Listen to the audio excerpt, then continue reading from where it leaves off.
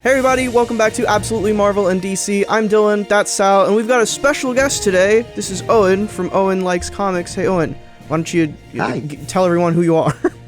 Hi, I'm Owen. Welcome to Absolutely Marvel and DC. I'm here now.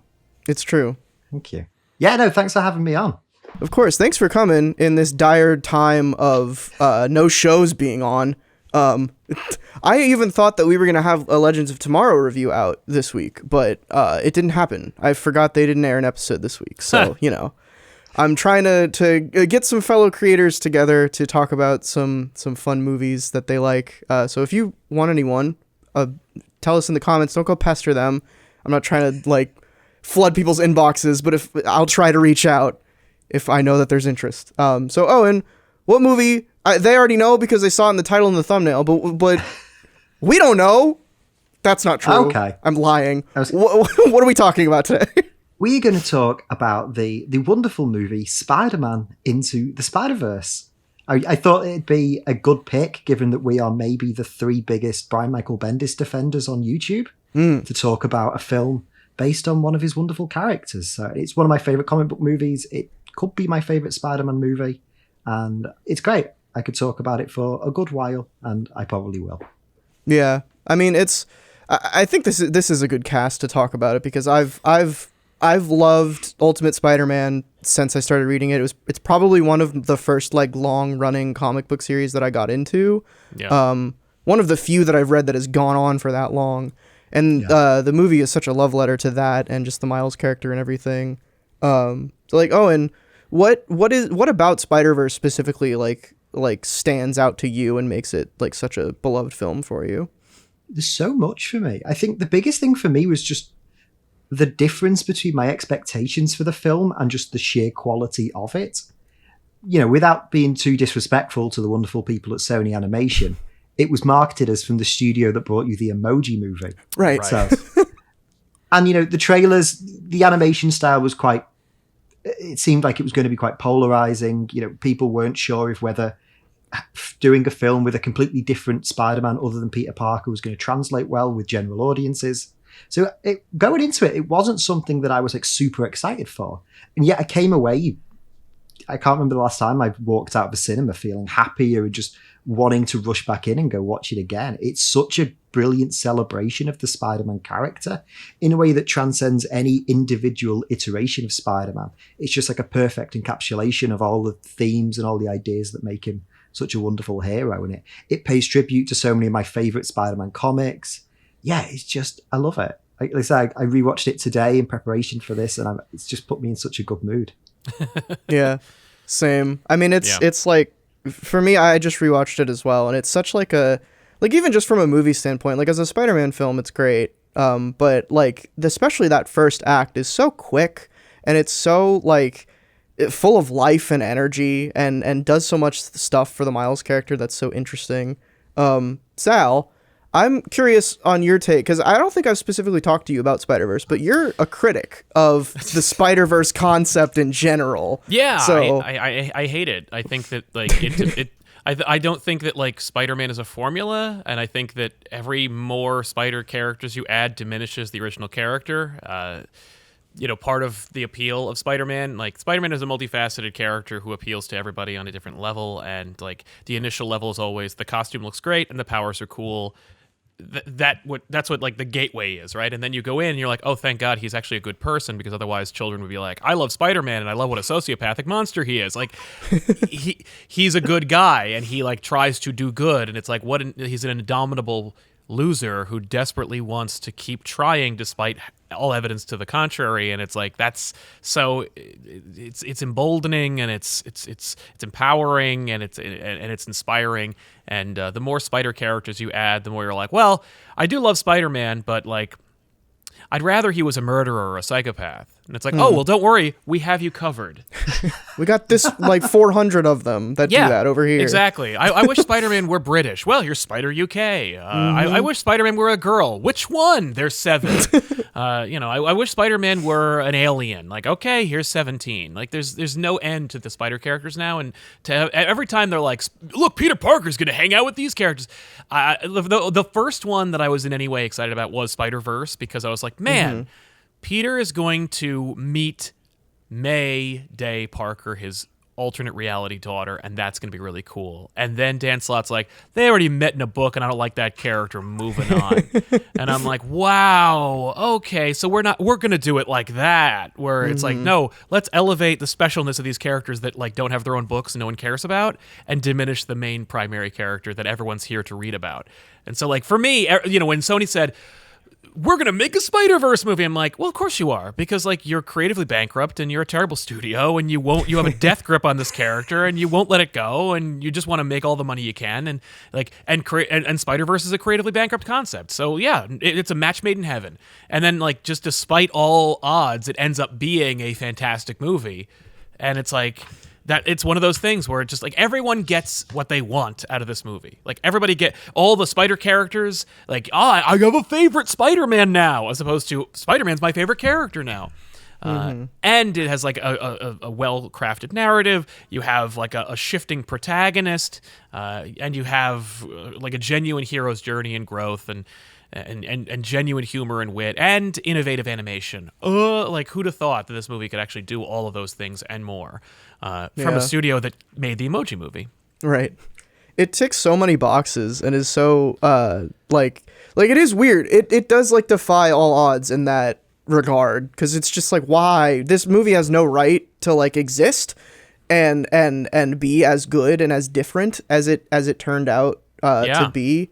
And I think that's why it strikes a chord with so many people, because I like talking to, like, trying to get creators to come talk about their favorite comic book movies.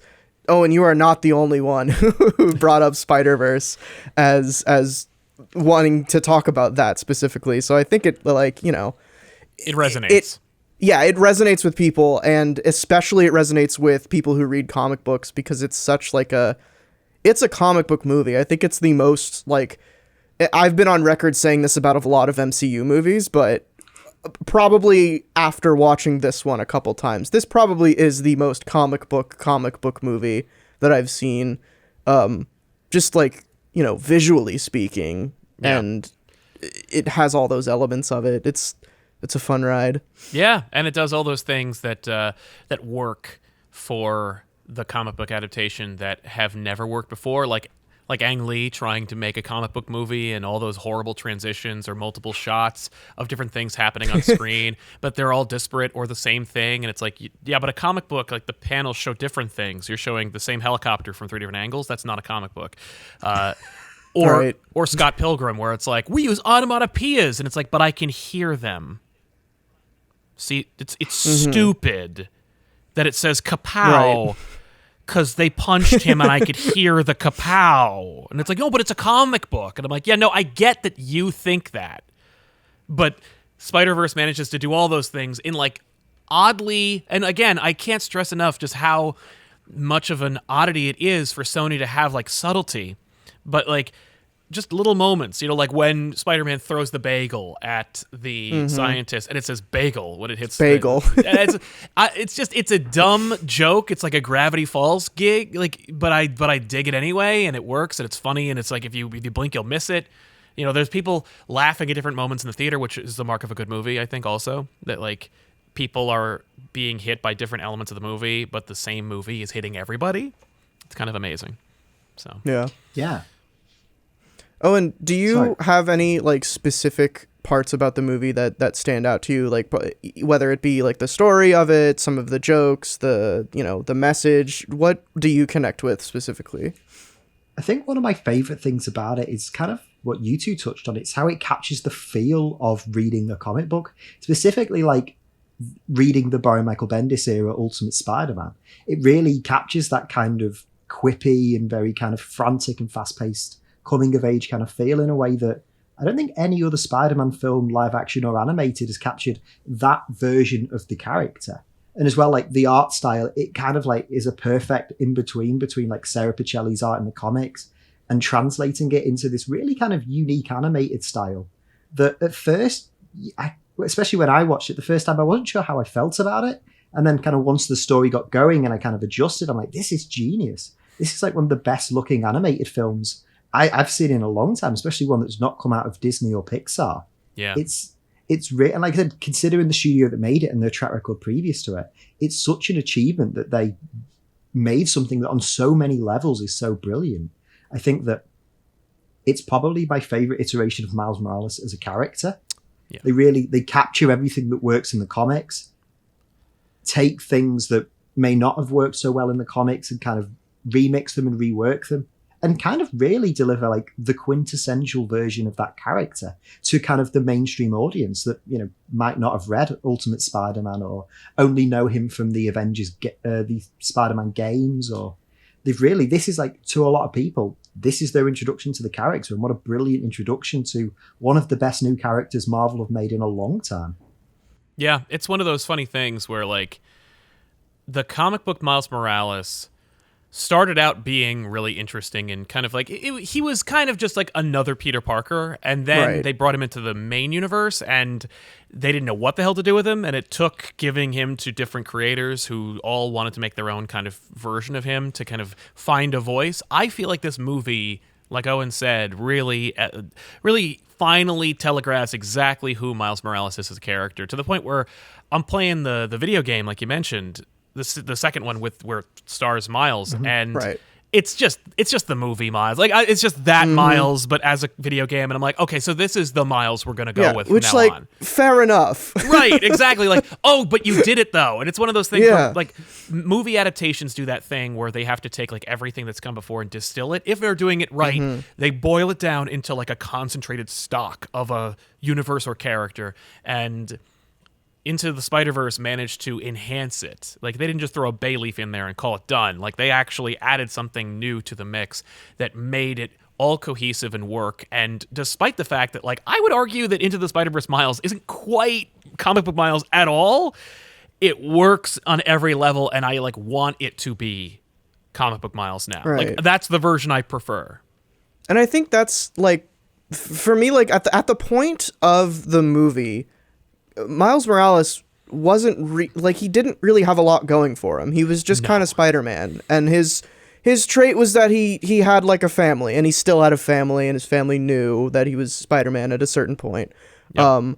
But Bendis was kind of just telling Spider-Man stories still. Yes. Yeah, right. And like, and they were good. Like, there's a lot of fun that we had with the Miles character, but like I feel like this was the moment where they were like, we're gonna make Miles his own character. Like, yeah. And I think that distinction between where, you know, Peter Parker is the scientist and Miles is the creative, like, that's such a strong distinction, such a strong like line in the sand that this movie draws.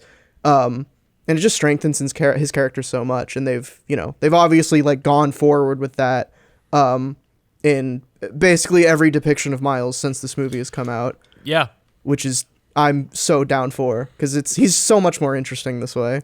Yeah, and it's one of those things where I remember when Miles was created and I thought like, oh geez, because like, again, it's another character and it takes away from Peter, and yet in the Ultimate Universe it works because Peter's dead, right?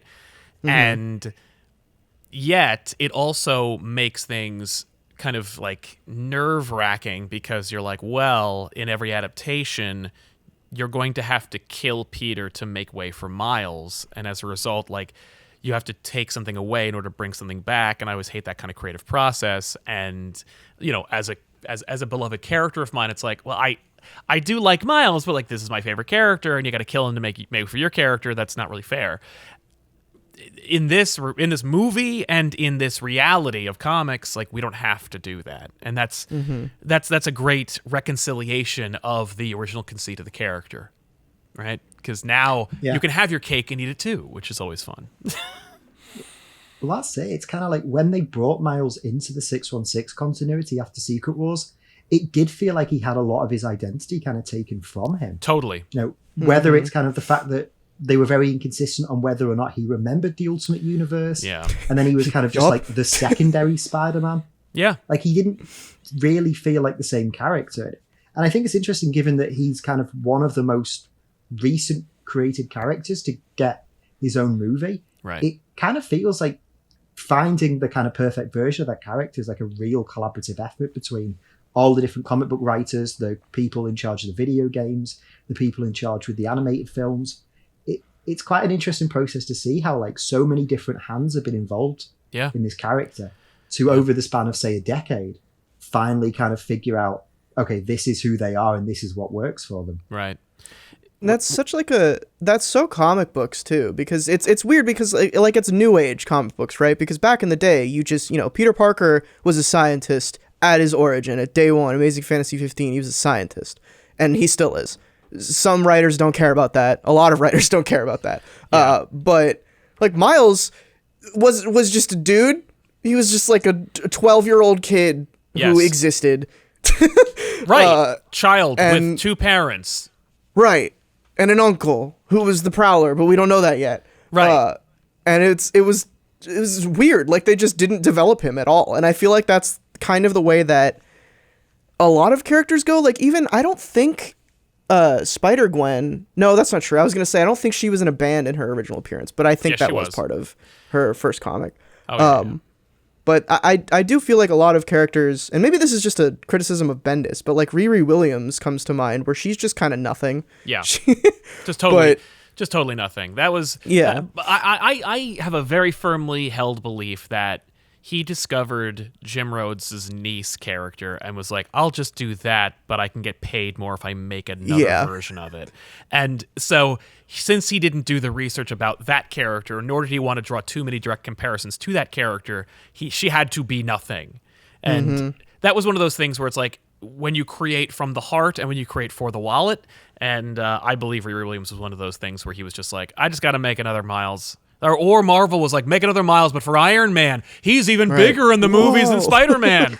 Make a Miles Iron Man, but a girl. Like I feel like there's some element of like backdoor dealings for Riri that just make her kind of hollow. And it's like it took her forever to be in any way interesting, and even then I don't find her interesting. And it's not like a diminishing of the character or anything. It's just kind of like, I don't know. Is there anything there? Like. Right. Maybe in the show she'll become interesting, like in Spider-Verse. Yeah, that's what I was gonna say. Is like hopefully, the with this movie kind of marks like any character that is just kind of created out of a necessity, but not really. A perceived will be necessity. Improved upon. Yeah, exactly. And it's it's like. I get why this is such an interesting example with Bendis because, I understand because of Bendis's family why he feels the need to create these characters for representation for his children. Totally. But he does not. He's a white guy. Like he is not the person who is going to bring life to these characters. Right. He did. Like he made Miles. But again, like he created them and he gave them like roadmaps in their DNA. But at the same time, like. Yeah, I mean, is Brian Michael Bendis the right person to give us a person of a POV character of what it's like to be black in America? Probably not. Right. Which is like I think that's why it takes so long because you can't just create that character and have it be with the correct creators that could make it work right away. That's not allowed in America. Right. But I will say, okay, takes some time. Yes, that's all I'm saying. I will say one achievement from this movie that manages to amazingly succeed is Miles's ultimate costume towards the end of the movie. Because when Miles first came on the scene in the comics, we saw the costume and everyone loved it. Like everyone loves Miles's costume from Ultimate Spider-Man, and such that it carried over in the 616 and in the video game, but the movie was like, we're not even going to show you that costume. We're going to make our own costume, and it manages to be awesome. Like, I love it. And it's intrinsically part of his character. Like, he makes it and modifies it. It's literally, like, he literally takes a pre-existing Spider-Man costume and modifies it, which is what he does. And it's like, that's intrinsic to the character, and it's such an achievement that they managed to do that. So that's another like, feather in their cap for the Spider-Verse movie. Way to go. Yeah. I mean, there's a million little things that we could, commend this movie for. It's like, it's got so many, I mean, even, you want to go in the comments and talk about Easter eggs like everybody always does. Like there's a million of those in this movie. Yes. Some of which I didn't catch until, I just watched it again earlier. And I've seen this movie like 4 or 5 times now. So I don't know, it's great. Yeah. And before we're gonna move into a little bit of a criticism section, but do you want to throw any like niceties before we ruin this movie? I'll get all my praise out the way then before we get mean. I will say, not only do they kind of take what's already a great looking costume and somehow make it better by having the kind of the spray paint kind of graffiti stylized spider symbol on it, which, like Sal said, it ties in everything that makes the Miles character in that film so well and makes it such a personal depiction of Spider-Man to him. Yeah. But the scene in which he kind of emerges as Spider-Man, the leap of faith scene, is as good as you're going to get in any comic book movie. I still get goosebumps watching that now. Agreed. I will also say obviously there's 2 iterations of Peter. There's the Chris Pine one, but then there's also the Jake Johnson version. Yeah. I love that character because so it's great. I described it as like, obviously there is if Spider-Man was the Dark Knight Returns, but we don't talk about that. No. I don't want to get into it. But it's like what happens to Bruce when like he goes through hardships and gets old, where he just becomes this kind of stoic, bitter, like just rage-driven kind of character. Yeah. Peter, who's obviously nothing like Bruce Wayne, the place he ends up in the time where he gets sent back, that is such like the things that would happen to Peter in his life, where he loses Aunt May, he gets divorced, he doesn't kind of fulfill his potential. Yeah. It's so, not only is it such a great kind of like, it makes so much sense for that character and it's so understanding of where he'd end up, but it's also such a relatable and empathetic character in so many ways. Like you really do feel for that version of Peter Parker, especially towards the end where the kind of him and Miles are debating on which character is going to kind of stay behind and essentially like sacrifice themselves to close the portal. Yeah. You really get that sense of like, not only is it Miles' kind of coming out moment as a superhero, it's almost like Peter's second coming out moment as well, where he kind of finds the confidence he'd lost in himself and becomes Spider-Man once again. I think those 2 characters, especially their dynamic together, is brilliant. And yeah, I could watch the 2 of them all day. It's such a great version of Miles, and it's equally such a different but great version of Peter as well. Yeah. Yeah, this is Peter B. Parker is my favorite cinematic Spider-Man. And it's because it's on one hand because he's a full-rounded character. On another, it's because when I first started reading Spider-Man, he was already an adult who was married and had a life. Right. And so I have, as a child, always kind of expected to see on screen the Spider-Man that I grew up with, and it's the adult Spider-Man who's like been doing it a while and is almost world weary. Like I always think about that scene from Spider-Man 1 from Todd McFarlane where he defeats this punk in a spectacularly drawn scene, and then he spends a little bit of time just kind of complaining to Mary Jane about how lame he was, and he's like, why would he think he could beat me? Like I've had hundreds of fights against Rhino and the Red Skull. I fought Thanos. Like why would this guy think he'd be the one? And it's such a weirdly anti-Peter Parker moment, but it's also like maybe that's the Peter Parker who's like in his late 20s, early 30s, who's just kind of like, I've been doing this for like over a decade, and He's like over it. I'm over it. Like I am Right. like Spider-Man is like brushing my teeth, but also I recognize like how tedious it is. And Peter B. Parker is the first adult Spider-Man on screen, and he's great. Like he's delivering on all those promises that I would expect, and I'd like to see that version, please, one day again. Well, that's it. It's like, how rare is it for us to get outside of comics a version of Peter that's like in his 30s? Right? We pretty much, whether it's like films or whether it's the animated stuff, we either get kind of high school Peter, which like obviously isn't a huge part in his kind of history in the 616, but Nope. at least Ultimate Spider-Man is like predominantly high school. Yeah. But then, or it's kind of Peter in his 20s where he's at college and university, the kind of the Tobey Maguire era. Yeah. We've never really progressed past like when Peter and Mary Jane get married.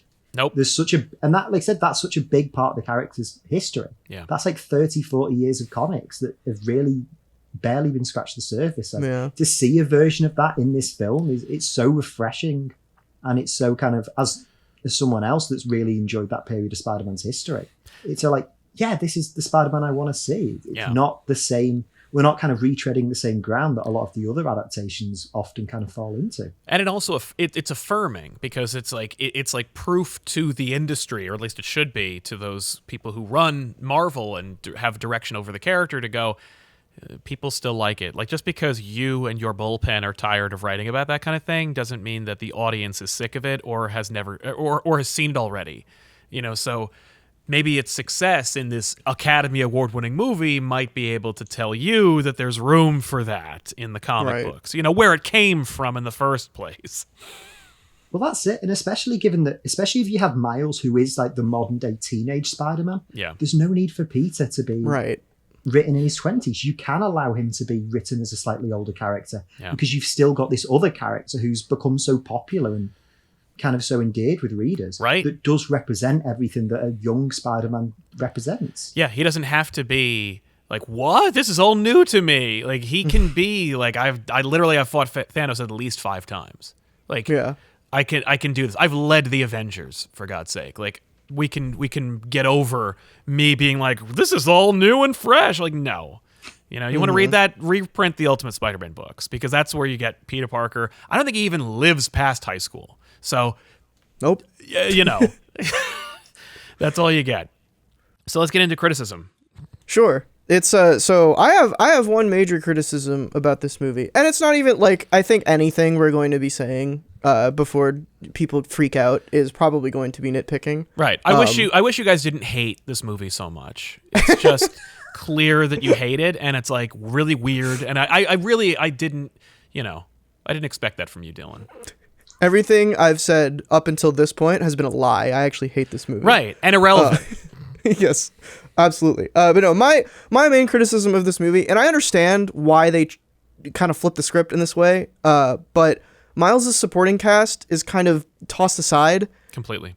Like, to the point where Genki's in this movie, but he does not say a word. Nope. Which I think is a shame, because Genki is such a huge part of Miles' character. And I know that they make a point at the end of the movie to, like, say that in the next one they will probably have some kind of relationship. Yeah. But we've also gotten Genki on screen at least in 3 or 4 different movies now, because Ned Leeds is literally Genki. But that's with Peter, not with Miles. I know, it's really weird and messed up. Different.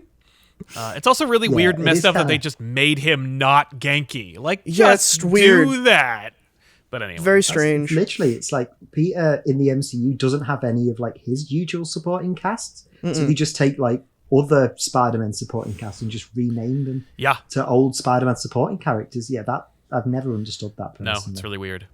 That's what the MCU does best. They take stuff they think no one cares about, and they change it. Yes. And usually they're right. right. Usually they're right. In this case, no, Peter's alone. That's why he's doddering over his Aunt May. Like, he has no other friends or family. That's why he like gets so wrapped up in relationships, people. Anyway. Yeah. It is weird that they keep focusing on the high school era of Peter, and it's clear, like, in the MCU that they're struggling because there aren't any friggin' stories about it. Right. And they're running out of like support. Like, Gwen, Flash, and Mary Jane are like the high school and college age supporting cast. Right. Like, and Peter you just can't use them. Peter literally doesn't meet Mary Jane or Gwen or Harry Osborn until he graduates high school. The only people he goes to high school with are Liz Allen, who transfers at the end of the first movie, and Flash Thompson, who's his tormentor until he comes back from Nam. So right. And is a completely different character at that point. Which, and he's all the better for it.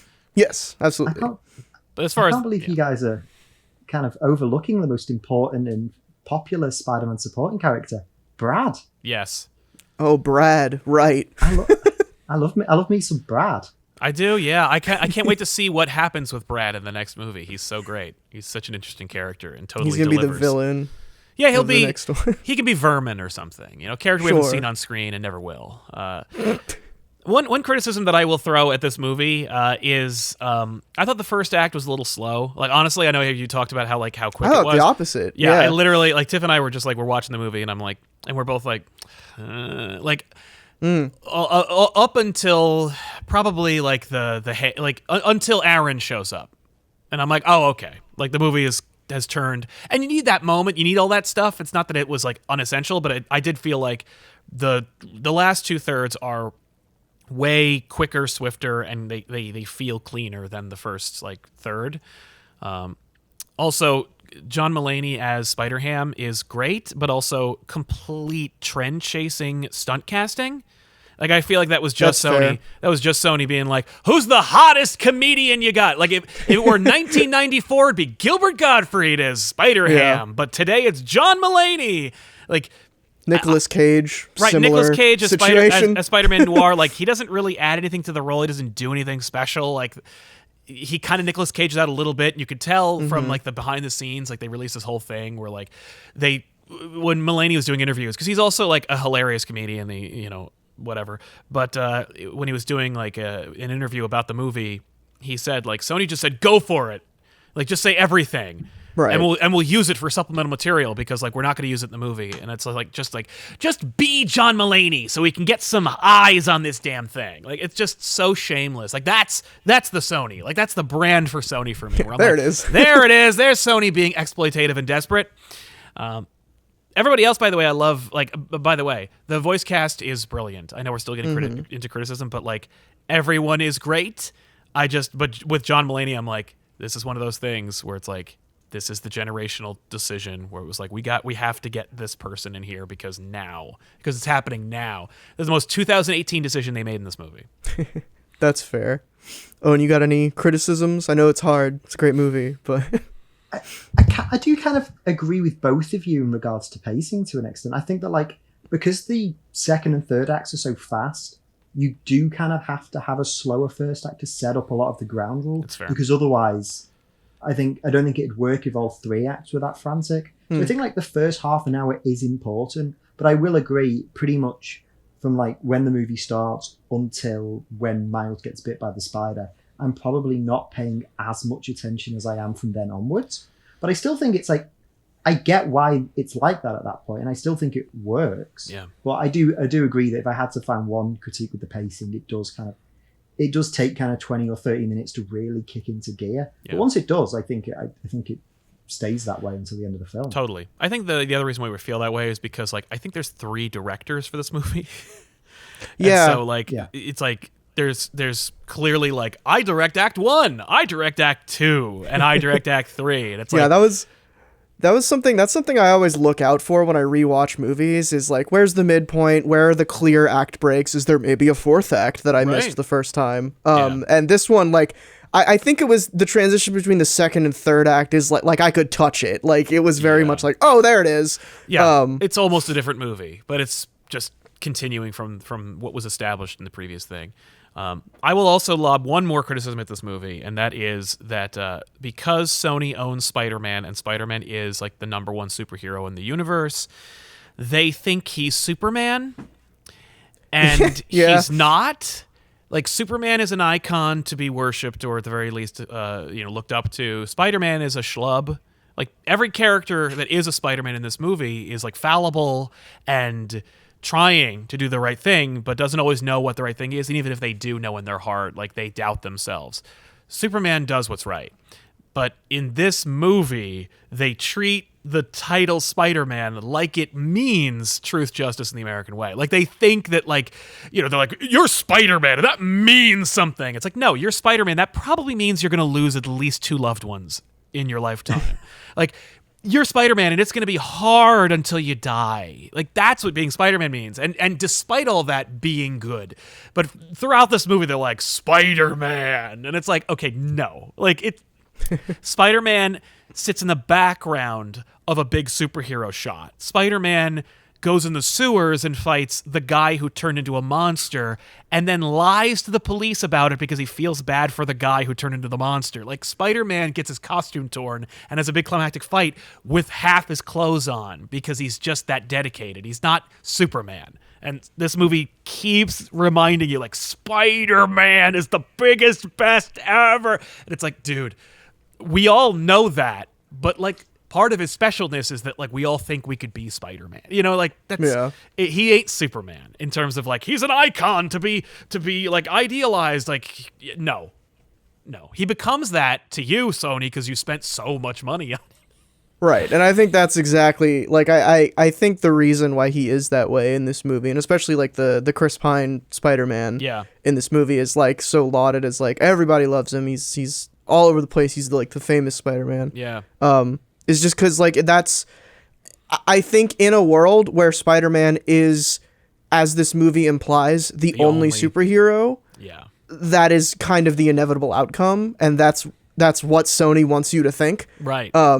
So, because I was having that thought like at the end, or towards the end of the movie, I was like, I wonder, and I want to talk a little bit about sequel at the end, but I wonder like in the next one how big they're gonna go, if they're going to bring in more of the Marvel universe. And then I remembered it's Sony, so probably not. Even if they could, they probably wouldn't, because I don't think they care that much. Well, I heard they were gonna put Stark in this movie. That like there was gonna be a reference to Stark Industries in this flick. So I think that they have the option that they only choose not to, believe it or not, maybe for creative reasons. Like maybe just because they're like, well, we don't want to have like one line that can be cut that implies too much because people are crazy and will go nuts about that one line.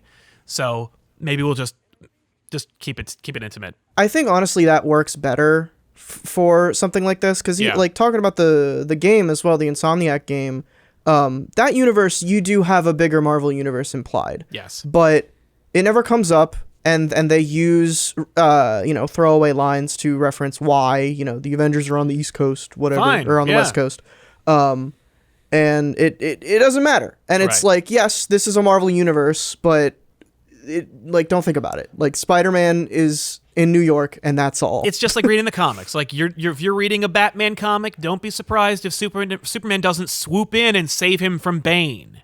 Right. Like the explanation for why like Bane cracks Batman's back isn't because Superman's dead. The explanation is because you're reading a Batman book. Exactly. Like if I'm reading a Spider-Man book or watching a Spider-Man movie, like, would it be cool to see Daredevil show up? Yes. Do I expect him to show up? Absolutely not. I'm watching his movie.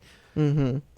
Which is why it's such an interesting state of affairs that we're getting to in places like the MCU, where they are starting to get to the point where they have not as much, but like relatively speaking, as much history and continuity as the comics. Well, they got to explain it, You have a scene, and you throw it for laughs, They're off-world or don't talk about them, haha. Right. But there comes a point where it's like, Black Widow just came out, and that one is very much like, oh, everything makes sense. Right. And we applaud them for having it make sense. Yeah.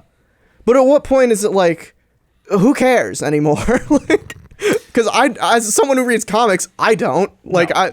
I've never been like, oh, and in Winter Soldier, I'm like, oh, where's Iron Man? Why can't he come and stop them? It's like, I don't care. This is a Captain America movie. The only MC movie that happened for me was Thor: The Dark World, and only because it's so pitiably boring.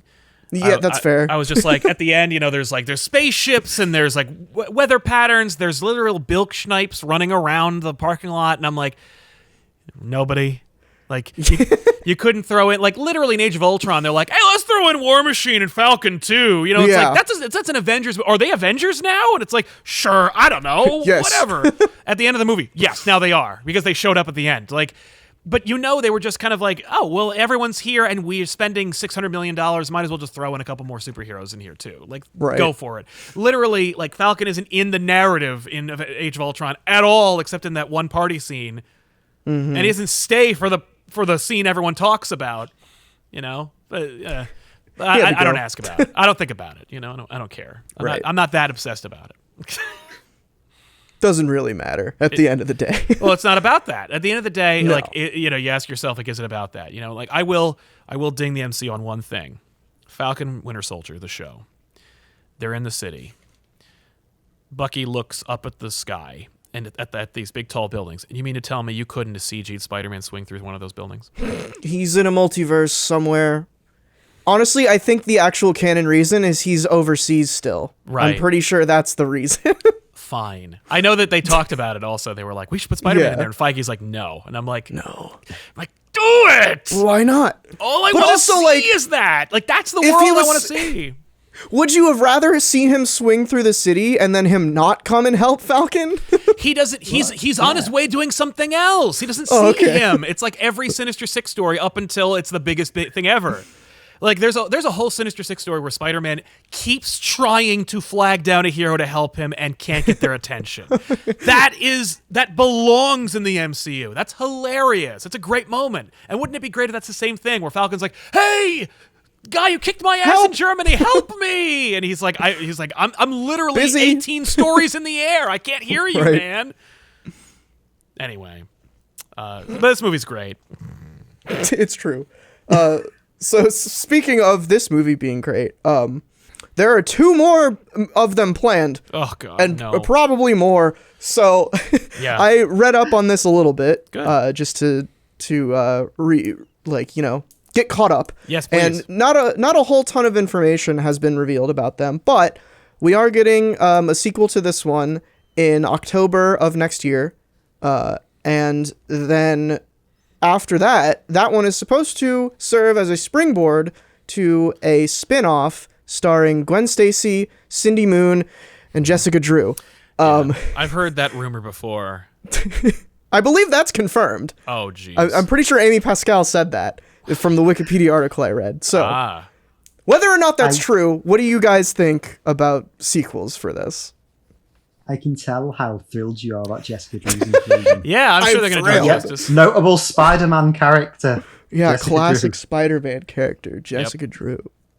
I think the thing for me watching this movie was I think this is easily the best version of Spider-Verse we ever have or ever will get. I think I realized that what I want from a sequel isn't necessarily another Spider-Verse. It's just another movie with this Miles Morales. Yeah. Yes. Agreed. Maybe, if you want to keep Peter B. Parker involved as kind of the mentor and do like some sort of like buddy Spider-Man film with those two, sure, I'd be all up for that. But just the idea of, well, now there's even more Spider-Man. Then you are kind of getting into the Spider-Verse comic, which kind of just does rely on the gimmick of it's Spider-Man, but he has a denim jacket. Yeah. It kind of becomes that Malibu Stacy Simpsons thing. It's like, but she's got a new hat. Right. But it's like, I love this version of Miles. I love, we haven't seen that much of his world beyond just being Spider-Man. Like we said, his parents don't get that much support. The only kind of supporting character that gets anything is the Prowler, is Aaron. Yeah. And so I want to see his life beyond what we see in that movie. I want to kind of follow just him and his journey to still because because he's become Spider-Man now doesn't mean he's reached the crescendo of what he's going to be as a hero. I want to see him go up against iconic Spider-Man villains. I want him to kind of come up with new, the same way they did with Doc Ock, where they reinvented that character. Yeah. Come up with interesting new versions of other famous Spider-Man. Have Miles go up against the Sinister Six. Do the inverse. Have a interdimensional Sinister Six fight Miles. It's I am sure another Spider-Verse movie would be good because I think the people that made this have enough goodwill that I'm okay, I will trust you on another one or two. Mm-hmm. At the same token, I just want more Miles more so than I want more Spider-Verse. Yeah. Yeah, and I think, luckily, that's probably what we're going to get, at least for some of that movie, because I believe they also talked about how the next one is going to be focusing on Miles and Gwen. Right. Which makes sense given the very last scene of this movie is Gwen reaching out to Miles through the multiverse again. So that'll be fun. That's a weird pairing that everyone seems to be forcing for some reason. Yep. Makes a little more sense in the movie. But in the comic, it seemed very odd, out of left field. I don't know. Sal, what do you think about this movie getting a sequel and potentially that spin-off? I think it'll be terrible. Sony doesn't know how to make movies, and when they do make a good movie, it's a total accident. And so I have no faith in them making a sequel to any of this. The fact that Sony will only do whatever they will. They don't. The creativity comes entirely from people that they hire to do things, and it's an accident that things get made that they want. I wouldn't be surprised if a lot of Venom is in the next movie. I wouldn't be surprised if they add the original Spider characters plus 17 more. You know what I mean? Like I wouldn't be surprised if there was actual direct Marvel references to other characters as well. Just because like make it bigger, make it more, add more money, make it just choke the audience with more stuff. And like I don't have any faith in them to make a good one. Like I think that this is good and it's great and it's fun and it works and it's just like, man, now the best thing to do is just do a quiet sequel. They're incapable of doing that. There's no way they're going to do that. Like, wouldn't it be interesting? Any of Owen's ideas would be fine. I'd also like to see, maybe Miles in a new phase in his life, and this one is about him meeting Miguel, and Miguel's the new mentor, and like he teaches Miles like the darker, dirtier side of being Spider-Man. Like that would be interesting. It's just a crack mirror version of the last movie. Miles out of his depth and trying to find his bearings and being like, none of this is familiar and comfortable. That'd be interesting. Again, I think if you have an idea, it's all going in, and that's kind of the problem, right? Like, because is there an original idea that comes from, well, we're going to take all the girl spider people and make a movie about that? Like, does that come from an idea, or is that just a thing you want to do? Like, right? Like, did Phil Lord and Rodney Rothman like come up with an idea that involves those characters and make something cool? Like, no. Is Silver and Black a good idea? No. Is a Morbius movie starring Jared Leto a good idea? No.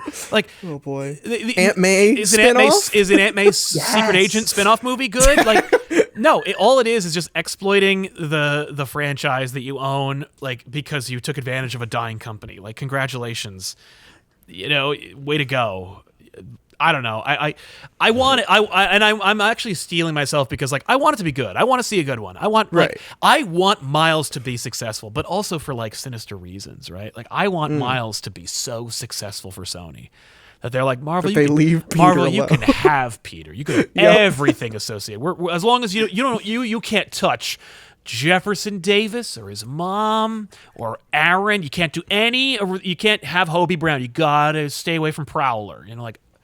Okay, I guess I'll learn to live with that. Fine. Like, and just exploit the crap out of Miles in his world and just go for it. Because, like, how many movies, realistically speaking, are they going to make with Miles? Like 4, maybe? Like, how many movies, realistically, can Sony manage to make of Peter before they have to reboot or they fall apart? 3? Right. 2? So, I feel like just go full with Miles. Hey, you know who could fight Venom? Miles. That'd be great, and then keep it over there. Like, go for it. Go all in on Miles. Anyway, I don't know. But I do want this movie to be good. Like, but I don't want it to be weird. You know what I mean? Like, like I could see Miles like being like, I gotta get back in the Spider-Verse, and he calls Peter, and Peter's like a dad, and the kid's like an infant, but he's got spider powers. It's shooting webs out of its ass, and like he's like, oh, what am I gonna do with this baby? And it's Peter leaves to go help Miles. Mary Jane's cross with him, and the baby goes too. Like I could totally see a Boss Baby Spider-Man movie out of this. Oh, boy. Because it's just the worst idea. Because Sony makes emoji movies. So this is exactly what you would have said, probably what you did say, but when this movie was announced. Oh yeah, no, they're like, Into the Spider-Verse. Yes, 17 spider characters. Hooray! Can't wait for it to suck. But then they kept talking about who was involved, and I'm like, oh, Alex Hirsch is working on this movie. Like, Phil Lord is working on this movie. Like, oh, like at least it'll have story structure, and that's like a lot. Right. So Sal's here to keep us grounded. Don't get too excited. Whoa. Hold your horses. Yeah, only because like I've been disappointed so many times. Like there's so many times where I'm like, here we go, and it's like, and they're like, no, why? Arbitrary reasons, totally like total nonsense reasons that no one could have predicted or asked for. Yeah.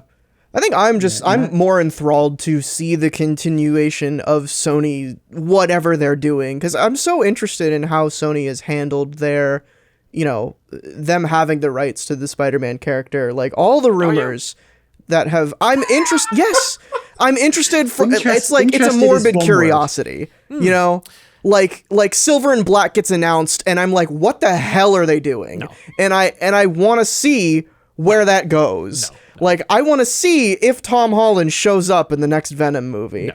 I want to see this stuff. I want to see Colin Trevorrow's Star Wars 9. I don't want to see what horrible, desperate, Avi Arad inspired concept Sony has planned for Spider-Man. Like I've seen what Sony can do with Spider-Man for 20 years. Right. I'm ready for them to be done. Yeah, and that's fair, and I get that. It's just for me, I guess. I love the morbid, Hollywood of it all. Yeah, right? the morbid Hollywood train wreck that is this studio. Exactly, and that's what I like to. I love hearing the stuff that comes out about this, and as like I hinted to earlier, like I hate the fact that the first time Jessica Drew is showing up in a movie is as a part of a Spider-Man movie. Yeah. Which, unless they make that a point, which they won't, the fact that she has nothing to do with the Spider-Man character. That'd be fun. It would be fun. And that's because the first time we got that rumor was that she was going to show up as an agent of S.H.I.E.L.D. in Spider-Man Homecoming. Right. And I imagine she was probably going to be the Maria Hill character in that and would have been a Skrull, which would have made a lot of sense, but they didn't do that. No.